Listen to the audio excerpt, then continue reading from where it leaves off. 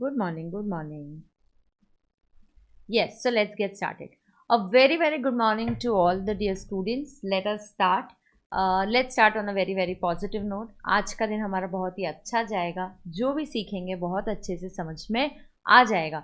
Any problems in life, go to ahead. Now let's get started. I'll give you a quick recap of section 74A.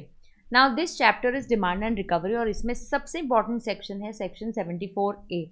Now पहली बात तो ये क्यों ज़रूरी है? आपको पता है जब ऑडिट हुआ आपके यहाँ 65 सेक्शन में, 66 में स्क्रूटिनी असेसमेंट्स हुई, इंस्पेक्शन हुआ, सर्च हुआ, आपके गुड सीज किए गए, इसके दौरान पता चला कि there is some tax payable by you. So ये असेसमेंट हो गया, that means determining your tax liability. So once the assessment is over, that is after determining your tax liability, now we'll take a call that boss there is tax payable by you and now it's high time we start this recovering of this tax. So basically मुझे tax payer से tax अभी demand करना है. तो पहली बात है कि हम डिमांड करेंगे कि भाई आपको इतना टैक्स देना है. So first I will demand and on demanding if you don't pay it then I will have to start the recovery. Correct? So this has two parts. So one, I have to demand and then I have to start the recovery. So section 74A talks about sending a show cause notice, demanding the, then issuing a demand order, demanding the tax, and then if you do not pay it, then there will be a recovery process that will be initiated against you. Perfect. Now, so generally हम तो चाहते हैं कि tax payer खुद ही self assess करे, but अगर self assessment में गड़बड़ हो रही है, कुछ ठीक नहीं हो रहा है, हमने देखा, स्क्रूटिनी किया, हम असेसमेंट कर रहे हो और हमें रियलाइज़ हो रहा है कि नहीं there is some tax due and then we will issue this start this process. Now इसमें अप टू FY 23-24 तक यहाँ पे दो सेक्शंस हुआ करते थे. वन वो सेक्शन 73. ओके, सेक्शन 73 जो नॉन फ्रॉड के लिए था. नॉन फ्रॉड मतलब बोनाफाइड केसेस. एंड सेक्शन 74 था वो फ्रॉडुलेंट केसेस के लिए था, मतलब मालाफाइड इंटेंशन, आपने सप्रेशन किया है. ठीक है, सो देयर इज सप्रेशन और मिस रिप्रेजेंटेशन हैपनिंग. नाउ यहाँ पे आपको क्या करना पड़ेगा? Of course fraud is wilful suppression, या आप जानबूझ के कुछ गलत इंफॉर्मेशन दे रहे हो, आप इंफॉर्मेशन छुपा रहे हो with a intention to evade tax. तो आपका इंटेंशन है to evade tax. Yes, very very good morning everybody, let's get going. So कमालिया, क्या बात है, आज 2-3 नए स्टूडेंट्स हैं जो लाइव देख रहे हैं, क्या बात है. ठीक है, अब सुन के लेना. नाउ विथ इफेक्ट फ्रॉम, तो ये क्या हो रहा था ना, ये फ्रॉड वाला है कि नॉन फ्रॉड वाला है. फिर ना इसके टाइम लिमिट्स नोटिस के अलग थे, पेनल्टी के क्लॉजेज अलग थे, रूल्स अलग थे. Then government said let's simplify it and with effect from FY 24-25 74A will be applicable, be it non fraud cases और बी इट फ्रॉड केसेस. हमने एक ही सेक्शन उसके लिए बना दिया. अब पेनल्टी आपको क्या लगने वाली? Please understand this penalty. The penalty that has been decided for fraud cases is 100% of the tax that is due, and for non fraud cases it is going to be 10% of the tax amount और 10,000 whichever is higher. Of course 10,000 under CGST and 10,000 under SGST. So 10% of the CGST का tax और 10,000 whichever is higher, then 10% of SGST का tax और 10,000 whichever is higher. इस type से आपको penalty लगेगी non fraud cases में. तो भाई नॉन फ्रॉड में सिर्फ 10% है, फ्रॉड केसेस में 100% ऑफ द टैक्स. कितना है? 100% of the tax. Perfect.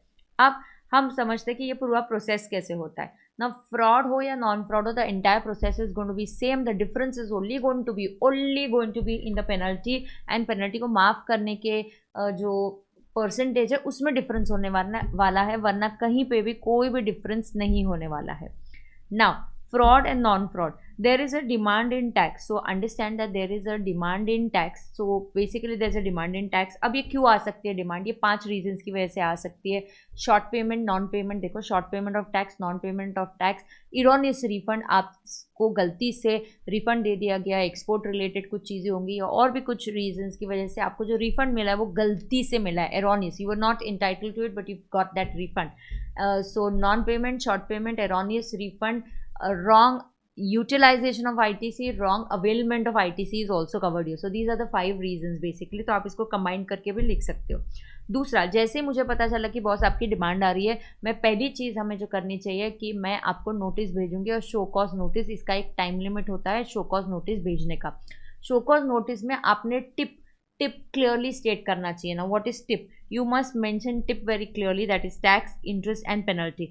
Of course आप इंटरेस्ट अगर पूरा मेंशन नहीं कर पाते हो, आपको बोलना पड़ेगा कि interest due date of payment से लेके आपके एक्चुअल पेमेंट तक कैलकुलेट किया जाएगा, एट 18% कैलकुलेट किया जाएगा। आपको पेनल्टी बतानी पड़ेगी, आपको ग्राउंड्स फॉर डिमांड बताना पड़ेगा कि आपने रॉन्ग आईटीसी लिया है, आपने क्या किया है, तो आपको वो ग्राउंड्स आपके नोटिस में स्टेट करने पड़ेंगे। SCN is a show cause notice where you ask the tax payer to come and show and explain to you why this tax, interest and penalty should not be levied. Okay. उसके बाद ये जो time limit है it is with in 42 months, it is 42 months माने 3.5 years, मतलब 3 years 6 months will be counted. अगर जिस year में आपका ये कुछ गड़बड़ हो गया है, आईटीसी आपने गलत ले लिया है, गलत अवेल कर दिया है, रॉन्ग पेमेंट, शॉर्ट पेमेंट आपने किया है, तो जिस ईयर में ऐसा हुआ है उसकी ड्यू डेट चेक करेंगे, तो उसकी ड्यू डेट ऑफ AR निकालेंगे ऑफ दैट रेलिवेंट FY, और उस ड्यू डेट के आगे दिस 42 मंथ्स या 3.5 ईयर्स काउंट किया जाएगा। Okay, only in case of erroneous refund it will be counted from date of giving of that erroneous refund, and तब refund के case में हम AR या ड्यू डेट ये बिल्कुल भी हम चेक नहीं करेंगे, AR या ड्यू डेट ये हम बिल्कुल भी चेक नहीं करेंगे। परफेक्ट है? यस। नाउ आपको जैसे पहले आप प्रोसेस देखो, पहला देयर इज अ डिमांड, खलास, आप क्या करेंगे, आपको नोटिस इशू करेंगे, नोटिस के बाद हमको डिमांड ऑर्डर देना पड़ेगा, मतलब we have to give an adjudication order. Demand order is also called as adjudication order. I have to give you this demand order with in 12 months from the show cause notice, और maximum 6 months और extension आपको मिल सकता है अगर commissioner believes, and he must record the reasons in writing before giving you this extension. Perfect? Yes. So 12 + 6 months के under जैसे आपने नोटिस इशू किया है, नोटिस इशू करने के बाद आपको डिमांड ऑर्डर देना पड़ेगा। अब डिमांड ऑर्डर में जो टैक्स का अमाउंट हम मेंशन करते हैं वो नोटिस से ज़्यादा नहीं हो सकता है, जो नोटिस में मेंशन है वही मेंशन होना चाहिए। तो ये हमारी प्रोसेस है, ख़त्म। 74A की प्रोसेस ख़त्म हो गई। पहले you have identified there's a liability, issue a show cause notice within 42 months, 3.5 years, and then issue a demand order। खलास, डिमांड ऑर्डर आपको इशू करना ही पड़ेगा विद इन 12 मंथ्स, नहीं करोगे तो डीम्ड कि इट इज़ कंक्लूडेड, कि कोई डिमांड नहीं है, कुछ नहीं है, प्रोसीडिंग्स कंक्लूड हो गई। 12 मंथ्स + 6 मंथ्स का एक्सटेंशन टाइम, जो एक्सटेंड करने का पावर कमिश्नर के पास है with recording the reasons in writing. Clear और नॉट क्लियर? यस। अब इसके बीच में आपके पास कुछ स्टेप्स है कि आप आपकी पेनल्टी को कम कर सकते हो। आपको पता है आपको पेनल्टी कितनी लगने वाली है? फ्रॉड केसेस में 100% of tax, exactly, and non fraud cases में 10% ऑफ द टैक्स, और मतलब आपका कोई इंटेंशन नहीं था फ्रॉड करने का, टैक्स इवेट करने का, आपसे जेन्युइनली गलती हो गई है, ठीक है, तो ऐसे केस में नॉन फ्रॉड केसेस में 10% of the tax amount due, और 10,000 whichever is higher, 10,000 for CGST, 10,000 for SGST। Is that clear? Yes. तो इतना फ्रॉड पेनल्टी लगने वाला है आपको। लेकिन अगर आप एक काम करते हो, आप पेमेंट की मैं चर्चा कर रही हूँ, आप क्या कर देते हो, पेमेंट करते हो। अब आप पेमेंट कब करते हो? वॉलंटरीली आप टैक्स पे करते हो बिफोर शो कॉज नोटिस। आप tax plus interest voluntarily pay करते हो बिफोर शो कॉज नोटिस।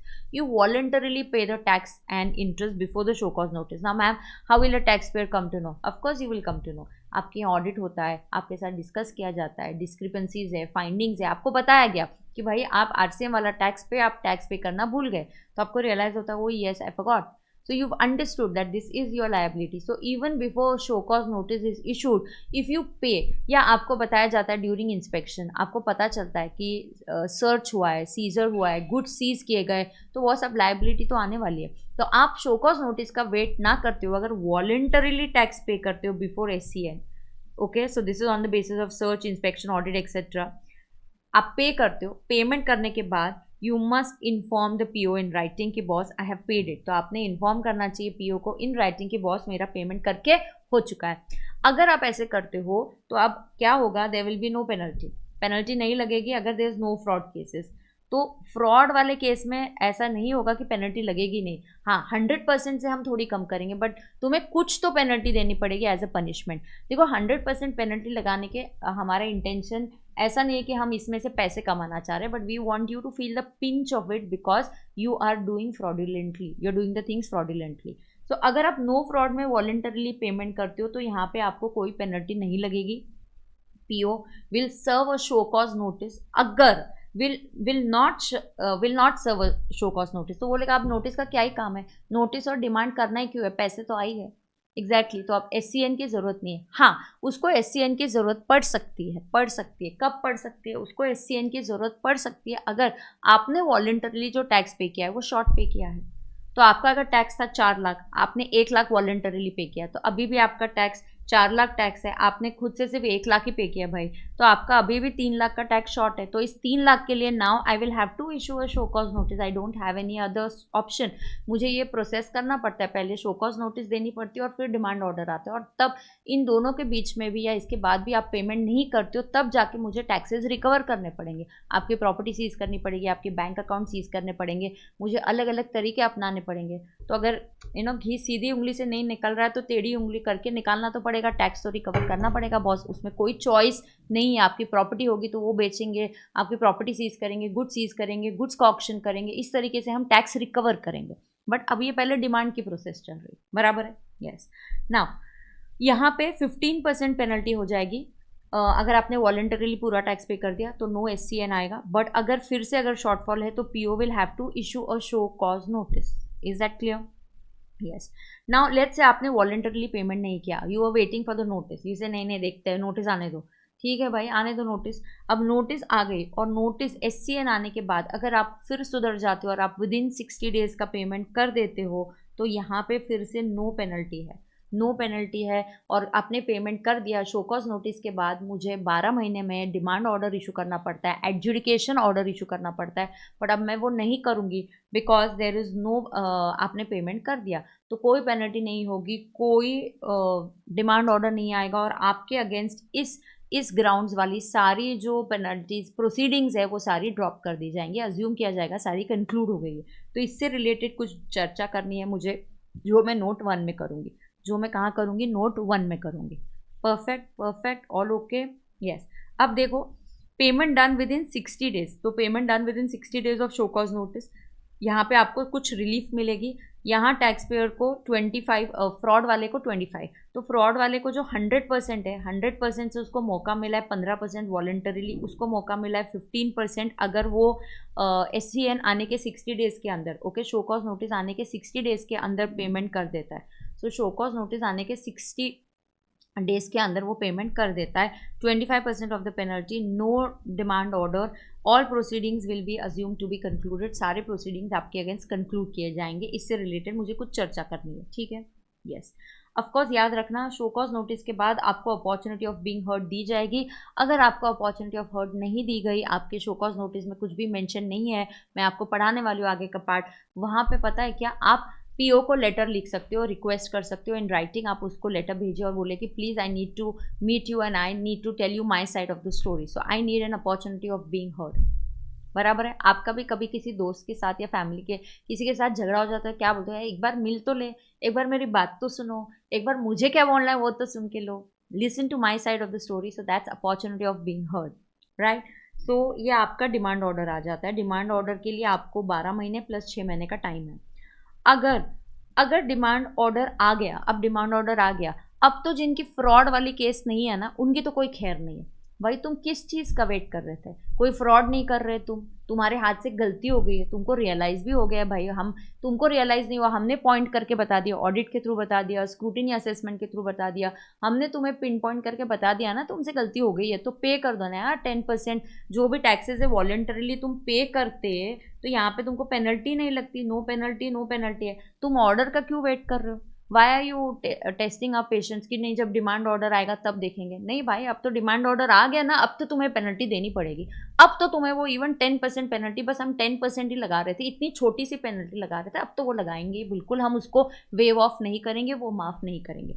तो अगर आप डिमांड ऑर्डर के लिए रुकते हो और अगर आप पेमेंट विद इन 60 डेज करते हो या नहीं करते हो विद इन 60 डेज, जब भी है जो भी है, आप विद इन 60 करते हो या 60 डेज के बाद करते हो, लेकिन आप डिमांड ऑर्डर के लिए रुके ना, तो भाई बस हो गया, अब तो हम आपके ऊपर पेनल्टी लगाएंगे, and that is going to be 10% of the tax और 10,000 विच एवर इज हायर।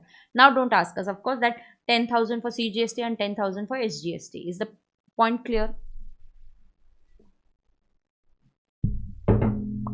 आगे फ्रॉड वाले केस में फिर हम आ गए कि भाई तेरी पेनल्टी जो 100% लगने वाली थी, चल थोड़ी माफ़ करा देते हैं, यहाँ 15% वॉलेंटरीली पे करते हो तो 15% वॉलेंटरीली पे करते हो, 25% अगर आप शो कॉज नोटिस के 60 डेज में पे करते हो, और डिमांड ऑर्डर आने के भी 60 डेज के अंदर आप पे कर देते हो, तो आपको पेनल्टी लगेगी 50%।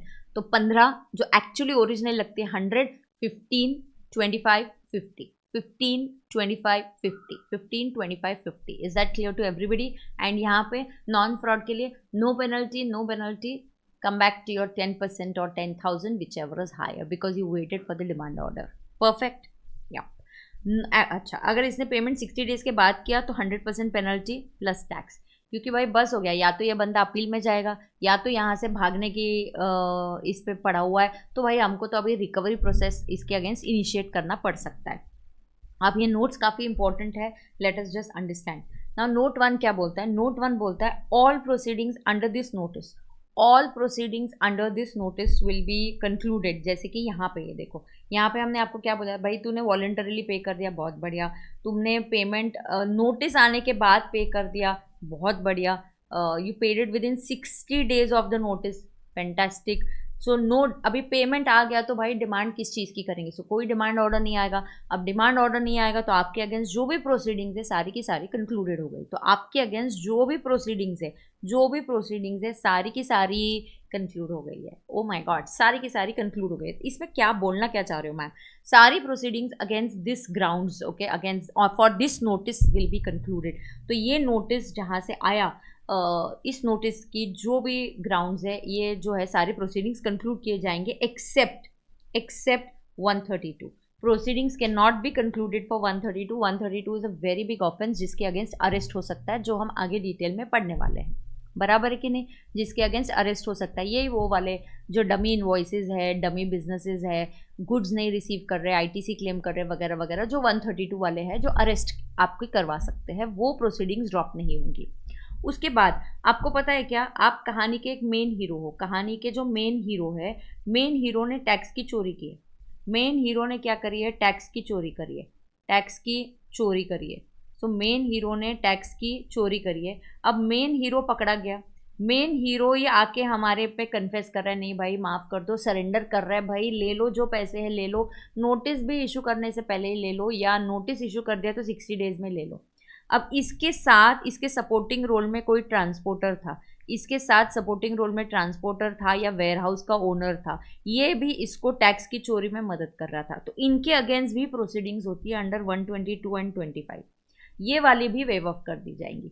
तो अगर आप सुधर जाते हो तो याद रखो, अगर आप में गिल्ट है कि भाई मेरी वजह से 2 और लोग फंसे पड़े, उनके ऊपर प्रोसीडिंग्स चल रही है, भाई let me surrender, let me पे द टैक्सेस, मेरी पेनल्टी कम हो जाएगी, उनकी पेनल्टी भी, उनकी प्रोसीडिंग्स भी ड्रॉप की जाएगी, उनसे भी उनका टैक्स जो भी है इस मुद्दे में जो भी टैक्स रिकवर हो गया, मैं ही मेन कल्प्रिट था, मैं ही मेन हीरो हूँ, तो main role and supporting role दोनों की जो है वो प्रोसीडिंग्स ड्रॉप की जाएगी, क्योंकि वो इसी एक ट्रांजैक्शन से रिलेटेड थी. तो मेरे ही जो गुड्स थे जो मैं चुपचाप चोरी पे निकाल रही थी, उसमें ट्रांसपोर्टर मेरी मदद कर रहा था, वेयरहाउस ओनर मेरी मदद कर रहा था, तो उनकी भी प्रोसीडिंग्स भी ड्रॉप हो जाएगी. बराबर है? यस. तो ये सपोर्टिंग रोल वाला ये मैंने आपको बोला है याद रखने के लिए. However, proceedings under 132 cannot be concluded. Okay or not okay? Superb. Okay. Over and out. उसके बाद note 2. अब note 2 क्या बोलता है? There will be mandatory penalty. Note 2 क्या बोलता है? There will be mandatory penalty in case of, now this is very important. This is 74A11. 74A11 is a subsection जो बात करता है of self-assessed tax. Now it talks about self-assessed tax. Now ध्यान से सुनना. There will be a mandatory provision, and this is really very important because beta this is talking about a tax which is called as self-assessed tax. मतलब ऐसा tax जो आपने खुद assess करके बोला है भाई ये मेरी लायबिलिटी है, तुम खुद बोल रहे हो ये मेरा सेल्फ असेस किया हुआ, हमने कोई डिमांड नहीं निकाली हुई, तुम्हारा सेल्फ असेस टैक्स है जो तुम पे नहीं कर रहे हो, भाई this is not done.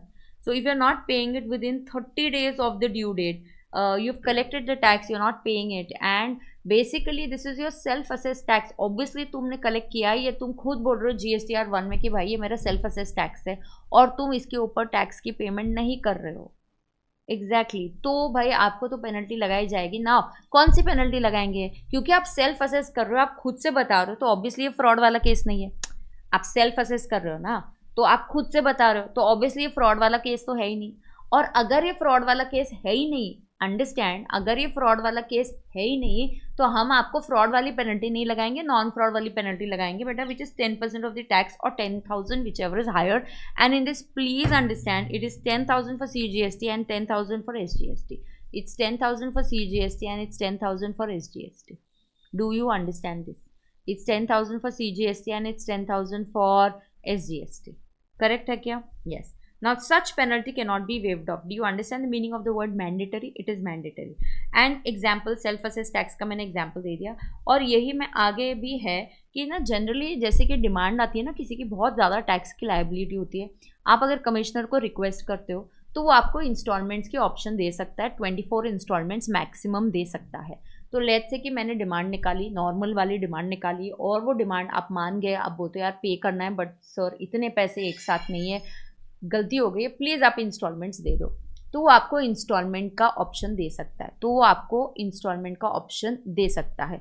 But instalment का option is not available in self assess tax, so that is again an important point. The option of instalment, option of paying in installment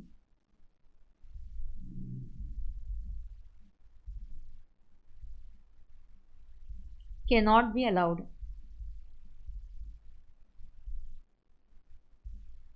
in case of self-assessed tax.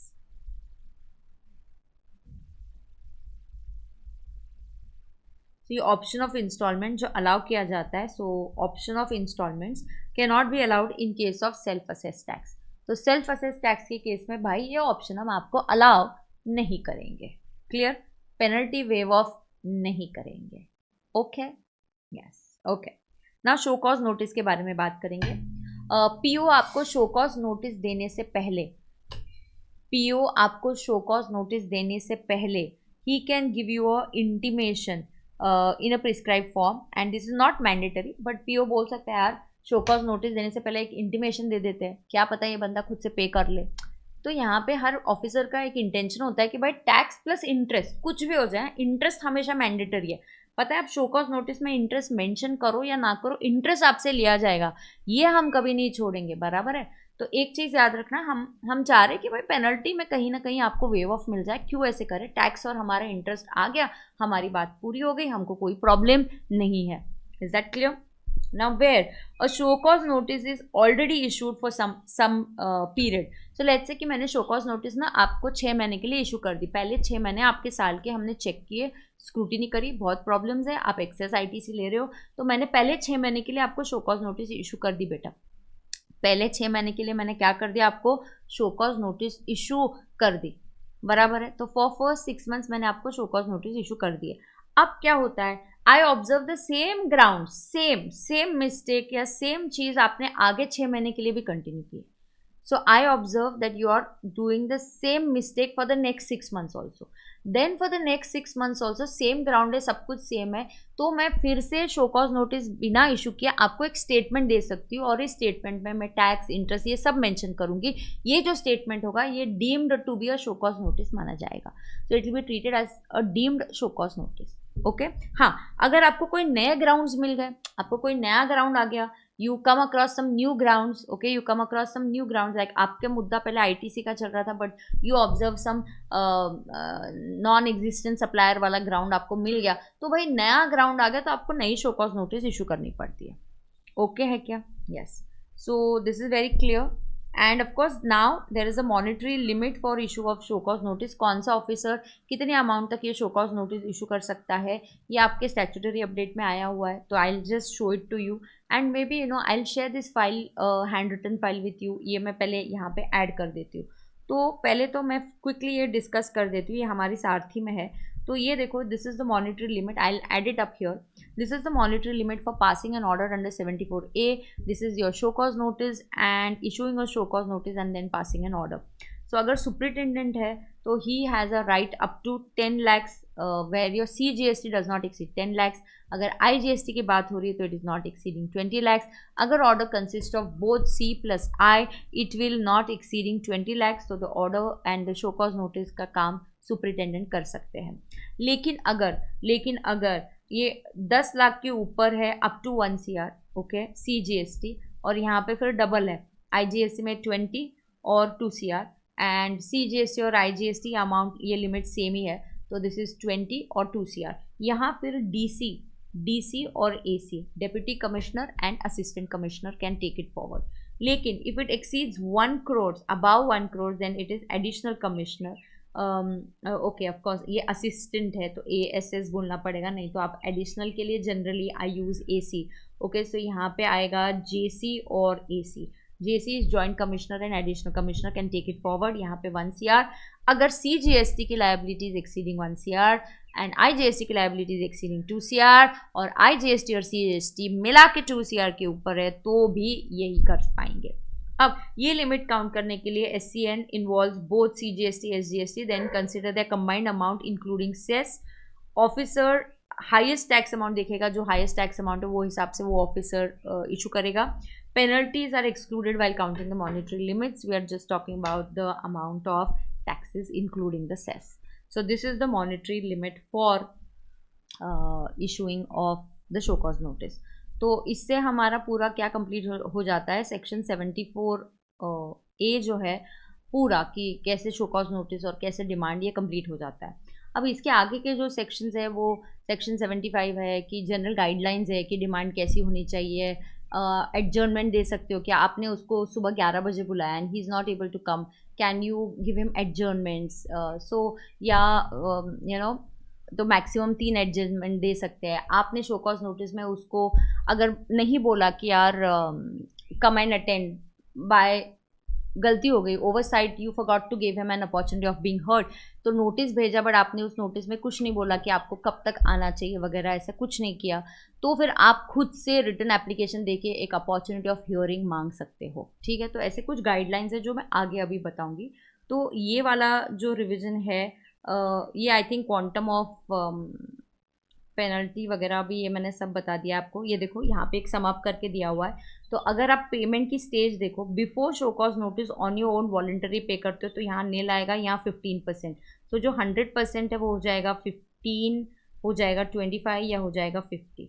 तो आपके पास chance है 15% अगर आप voluntarily before पे करते हो। Okay, show cause notice, show cause notice आने के 60 डेज़ के अंदर पे करते हो तो 25 हो जाएगी। आपका डिमांड ऑर्डर आने के 60 डेज़ में करते हो तो 50% हो जाएगी। एंड बस हो गया। अब इसके आगे अगर आप पे करोगे तो भाई फिर 100% पेनल्टी लग जाएगी। यहाँ पे आपको पेनल्टी लगने ही वाली है। करेक्ट, यहाँ पे 10% और 10,000 विच एवर इज हायर लगने ही वाला है। आपको 2 ही चांस मिलेंगे, फ्रॉड नहीं है तो डिमांड ऑर्डर की वेट मत करना, ऐसे याद रखो। ठीक है, यस, सेल्फ असेस के लिए मैंने आपको बता दिया। तो आई थिंक ये काफ़ी क्लियर है। Yes, one thing is really very important कि what is the meaning of suppression.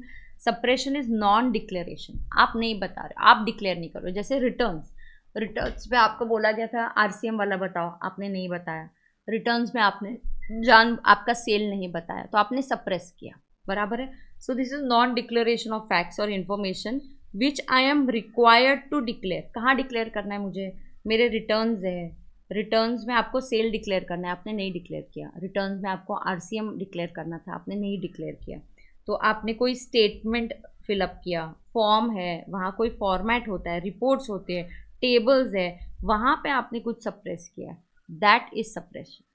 मतलब मुझे जो इन्फॉर्मेशन देनी चाहिए थी आपने मांगी है, मुझसे एक्सपेक्टेड है, रिटर्न्स में एक पर्टिकुलर फॉर्मेट है, वो मुझसे एक्सपेक्टेड है, वो नहीं दिया, तो देन दैट इज सप्रेशन, बराबर। हाँ, मेरा और मेरे सप्लायर का एक फ़ोन कॉल हुआ, हमने क्या डिस्कशन किया, हमने गुड्स के बारे में चर्चा करी, कब हम डिलीवर करेंगे गुड्स, ये डिस्कशन मैं आपको आके नहीं बताऊंगी, दिस इज़ नॉट सप्रेशन। आपने मुझसे कुछ पूछा या मांगा, जैसे कि रिटर्न्स में स्टेटमेंट्स है, रिटर्न्स मैं मुझे जो जो इन्फॉर्मेशन देनी चाहिए वो मैंने छुपाई, नहीं दी, उसको सप्रेशन बोलते, बराबर है क्या? यस, सो प्लीज़ अंडरस्टैंड, ये बहुत ही ज़रूरी होता है। Wilful suppression, fraudulent intentions with the intention of suppressing or basically with the intention of evading tax, correct? Yes, so I think this was a nice and quick revision of section 74A. there is another part to this chapter, maybe उसका revision lecture भी revision करा के मैं YouTube पे बाद में उसको upload कर देंगे, ठीक है? यस, तो अभी आगे का पार्ट हम कंटिन्यू करेंगे।